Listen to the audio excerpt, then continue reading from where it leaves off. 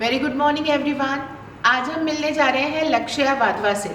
लक्ष्या जिन्होंने कि Subodh law college से 5 ईयर लॉ कंप्लीट किया और फर्स्ट ही अटेम्प्ट में इन्होंने आरजेएस क्रैक किया और रैंक ली है 192। लक्ष्या की तैयारी में इन्होंने बहुत खास बातों पे ध्यान रखा। फ्रॉम द बिगिनिंग इन्होंने किस तरह से अपने गोल को सेट किया और उसके लिए प्रिपरेशन किया। ये आपके लिए बहुत ज़रूरी है जानना कि किन किन बातों पे आपको फोकस करना चाहिए और किस समय से करना चाहिए। तो लक्ष्या की सक्सेस स्टोरी में हम इसे जानेंगे। तो बहुत बहुत कंग्रेचुलेशंस लक्ष्या। आप अपना ब्रीफ इंट्रो दीजिए और उसके साथ हमें सक्सेस जर्नी आपकी बताइए। Thank you.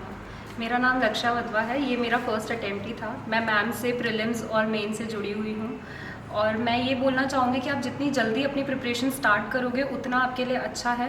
मैंने अपनी प्रिपरेशन कॉलेज के फर्स्ट ईयर से ही स्टार्ट कर दी थी। अपने लैंग्वेज पे मैंने फर्स्ट ईयर से ही फोकस कर दिया था, हिंदी और इंग्लिश में। मैं इंग्लिश मीडियम से थी तो इंग्लिश तो हमारी ठीक होती है बट हिंदी हम सबकी वीक होती है और हम हिंदी को ही बहुत ज़्यादा नेगलेक्ट करते हैं। तो वही मैंने फर्स्ट ईयर से अपनी हिंदी पे फोकस रखा और जब मैं फाइनल ईयर कॉलेज में आई तब मैंने कोचिंग स्टार्ट कर दी थी। लॉ की कोचिंग ली मैंने और फिर मैं मैम से जुड़ गई अपनी प्रीलिम्स और मेंस की टेस्ट सीरीज़ के साथ में। और यही बोलूँगी कि टेस्ट सीरीज़ बहुत इंपॉर्टेंट है। बिना टेस्ट सीरीज़ के मुझे नहीं लगता कि हम एग्ज़ाम क्वालिफाई कर पाएंगे, क्योंकि क्वेश्चंस रिपीट हो जाते हैं। जिस अकॉर्डिंग मैम ने अपना पेपर सेट किया है वो क्वेश्चंस इतने अच्छे फॉर्म में है कि वो आपको एग्ज़ाम में दिखेंगे, वो क्वेश्चंस रिपीट होने लग जाएंगे।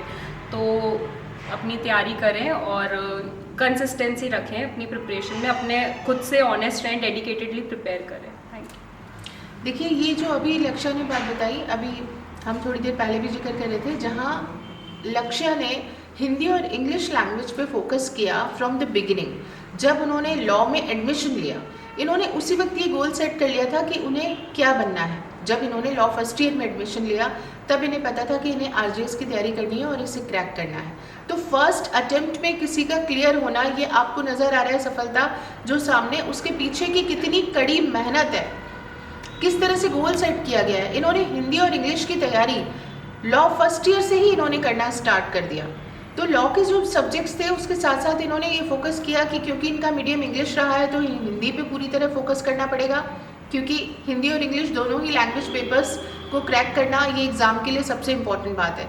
तो इन्होंने एक बार नहीं बल्कि 2-3 बार कंटिन्यूसली 2-3 साल तक कंटिन्यूसली बैचेस को रिपीट करके और हिंदी और इंग्लिश की तैयारी साथ साथ की।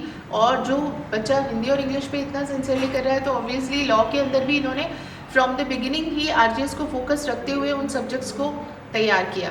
5 साल की मेहनत इन्होंने इस तरीके से की। तो यही एक तरीका है, गोल को सेट करें, किस तरीके से हमें तैयारी करनी है उन चीज़ों का ध्यान रखें और उस पर हम लगातार चलते रहें, ब्रेक ना करें।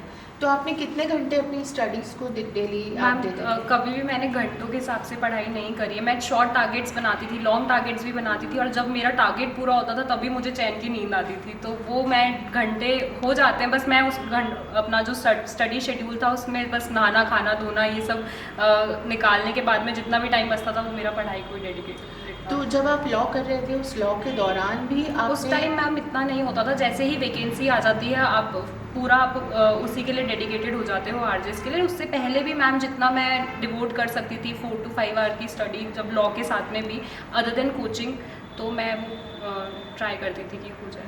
तो आपने कुछ ब्रीफ नोट्स बनाए थे या डिटेल नोट्स बना के किस तरह आपने तैयारी नोट्स की? मैम मेरे पास कोचिंग के थे। उसके अलावा मैम मैं इंडेक्स से ज़्यादा प्रेफर करती थी। इंडेक्स में जैसे माइनर एक्ट्स हो गए तो उसके आगे मैं अपने ही इंडेक्स के अंदर ही शॉर्ट पॉइंट्स लिख लिया करती थी, जिससे कि मैं जब बार बार रिवाइज़ कर रही हूँ तो मैं अपने ही इंडेक्स को ही ज़्यादा प्रेफरेंस देती थी।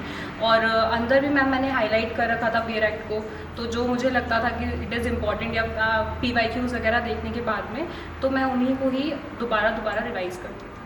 अपनी सक्सेस का क्रेडिट आप किसे देना चाहेंगी? मैम सक्सेस का क्रेडिट सबसे ज़्यादा मेरे पापा मम्मी को, देन इंस्टीट्यूट्स को, मेरे सारे गुरुजनों को और फ्रेंड्स एंड फैमिली को जिन्होंने मुझे सपोर्ट किया इस जर्नी में। बहुत बहुत कंग्रेचुलेशंस एंड थैंक यू लक्ष्या। लक्ष्या के पेरेंट्स को भी बहुत बहुत कंग्रेचुलेशंस जिन्होंने कि इनकी तैयारी में इतनी मदद की है और आशीर्वाद दिया है। Thank you so much.